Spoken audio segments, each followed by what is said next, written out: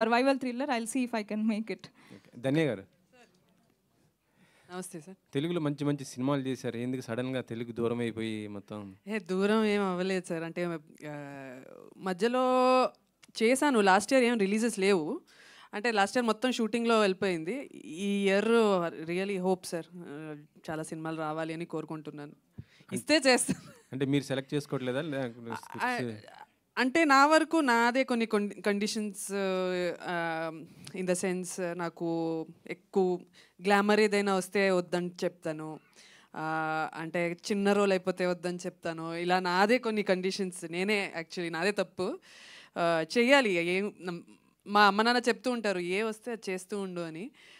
But అంటే కొంచెం మన సినిమాలో మనకి కొంచెం ఏదో ఒక విధంగా ఒక ముఖ్యత్వం ఉండాలి, ఒక ఇంపార్టెన్స్ ఉండాలి అనుకుంటాను. సో ఆ విధంగా కొంచెం తక్కువ అయింది. But I hope after this film వస్తుంది సార్ నాకు. అంటే ఓన్లీ చిన్న సినిమాలు అయినా చేయాలి, లేక పెద్ద సినిమాలు కూడా వస్తే చేస్తాను సార్. ఎందుకు ఎవరైనా వద్దంటారా సార్ పెద్ద సినిమాని? హ్యాపీగా చేస్తా. నెక్స్ట్ ఏమైనా ఉన్నాయి ప్రాజెక్ట్స్? నెక్స్ట్ ఉన్నాయి సార్. ఒక లవ్ స్టోరీ ఉంది, మలయాళంలో ఒక సినిమా, హిందీలో ఒక సినిమా చేస్తాను. Thank you. శ్రీదివ్య గారు, ఇలాంటి సినిమాలు చేసిన పొలిటికల్ ప్రెజర్స్ ఏమన్నా వచ్చినాయా? లేదు సార్, ఏమీ రాలేదు ప్రస్తుతానికి అయితే, ఏం రాలేదు. అంటే తీసుకోండి అని చెప్పారు?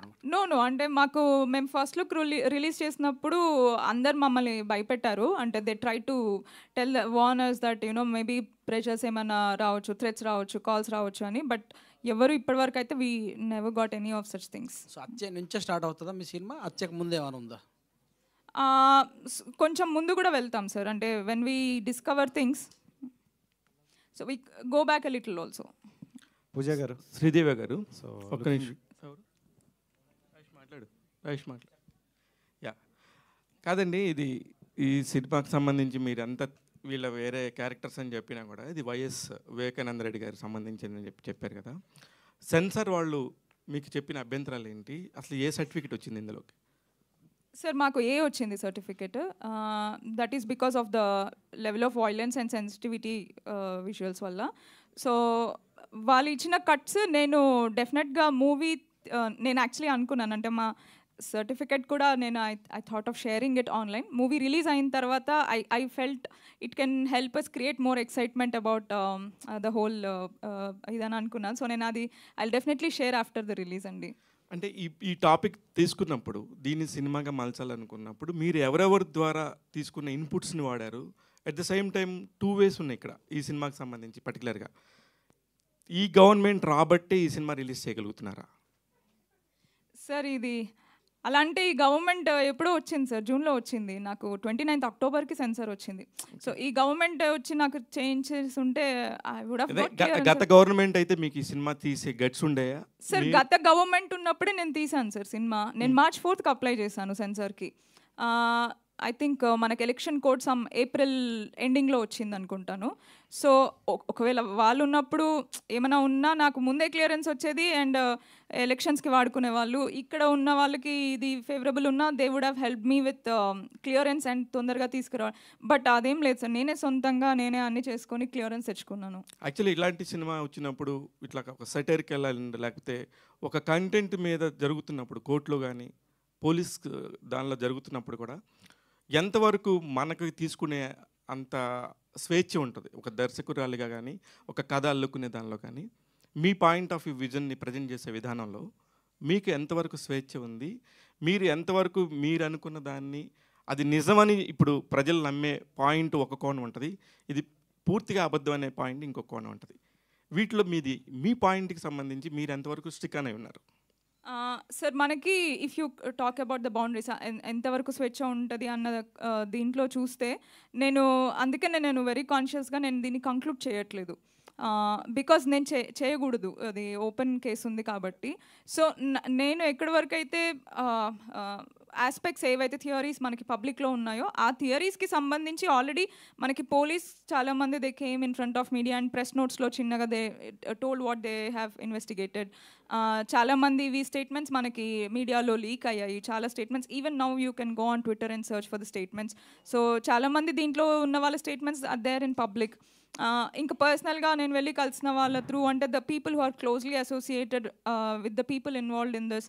సో వాళ్ళ త్రూ వచ్చినదంతా నేను గ్యాదర్ చేసుకొని నేను ఐ కుడ్ అంటే నా దగ్గర ఒక స్ట్రాంగ్గా ఒక సాలిడ్ ఇన్ఫర్మేషన్ నేను గ్యాదర్ చేసుకోగలిగాను. ఇది నేను సపోర్ట్ చేసుకోవడానికి ఇవి నేను దీంతో ఫ్యాక్ట్ చెక్ చేసుకోగలుగుతాను అని నేను కన్విన్స్ అయ్యాక, నేను నమ్మాకే నేను ఐ వెంట్ ఫార్వర్డ్. ఎన్నిసార్లు పులివెందులు వెళ్ళారు మేడం మీరు? అంటే ఈ పర్టికులర్ ఈ దానికి సంబంధించిన డ్రాఫ్ట్ తీసుకోవటంలో చాలా వరకు కూడా చాలా మందితో కనుక మాట్లాడితేనే మీకు ఒక కంక్లూజన్ రావచ్చు as a director, as a story writer, right?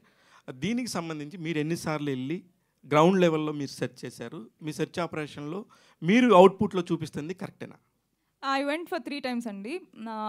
వెళ్ళిన ప్రతిసారి కొంతమందిని నేను అలా కలిసాను. అండ్ ఒకసారి ఓన్లీ ఇంకా నేను మూవీ వెళ్ళాలి అని అనుకున్నప్పుడు almost for the reference of the look and feel of the film, అంటే ఆ ప్లేసెస్ ఎలా ఉంటాయి, ఆ ఇల్లులు ఎలా ఉంటాయి, గల్లీలు ఎలా ఉంటాయి, the colour, the architecture of the whole structure of the place, అది నేను బికాస్ నేను ఒక రియలిస్టిక్ స్పేస్లో నేను ట్రీట్ చేస్తున్నాను కాబట్టి నా విజువల్స్ కూడా దానికి మ్యాచింగ్గా ఉండాలి. సో అక్కడ వాతావరణం ఎలా ఉంటుంది, మనకు అసలు అక్కడ ఉండే colours, because somewhere it's more greenery, అక్కడ ఉండే కలర్స్ ఆ ఫీల్ వేరేగా ఉంటుంది.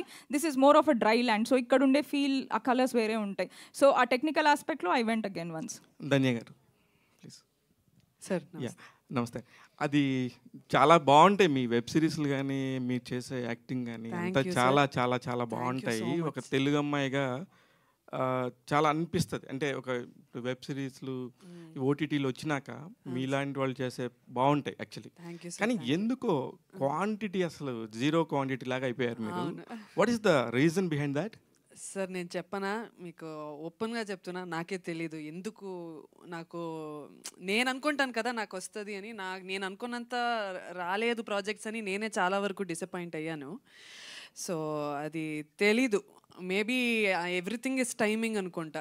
ఏ టైంలో ఏ సినిమా వస్తే ఆ సినిమా నుంచి వర్క్ ఎలా వస్తుంది అని ఎవరికి తెలీదు. సో బట్ నా వరకు అయితే నా ప్రయత్నాలు నేను చేస్తూనే ఉన్నా. 6 years 7 years 8 years అయింది. నా ప్రయత్నాలు అయితే నేను చేస్తూనే ఉన్నా. ఏ సినిమా వచ్చినా మంచి రోల్ ఉంటే నేను హ్యాపీగా చేస్తా.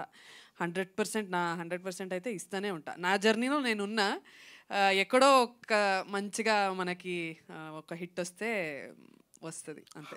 హత్య మీకు ఎలా ఉపయోగపడుద్ది అనుకుంటున్నారు? ఉపయోగపడుతుంది సార్. అంటే నా పర్ఫార్మెన్స్ చాలా బాగా తీసుకుంటుంది. డైరెక్టర్ గారు అయితే మంచి పని రాక్షసులు ఇల్లు, అసలు నిజంగా మామూలు డైరెక్టర్ కాదు. చాలా వర్క్ తీసుకుంటారు. అండ్ నేను చాలా ఇన్వాల్వ్ అయిపోయా, ఎందుకంటే నాకు ఇష్టం ఇలాంటి సబ్జెక్ట్స్. చాలా గ్రిప్పింగ్ ఉంటుంది. ఒక లేడీ ఆఫీసర్కి వచ్చే ప్రాబ్లమ్స్ ఎలా ఉంటుంది మన సిస్టంలో, అది కూడా చాలా బాగా చూపించారు. సో చాలా హ్యాపీగా ఎంజాయ్ చేసుకొని ఈ జర్నీ చాలా బాగుంది విద్యతో నాకు. It was good sir. Srividya గారు, సో అంటే స్టోరీతో మీరు ట్రావెల్ అయ్యారు కాబట్టి అంటే తప్పు ఎవరిది ఉందని మీరు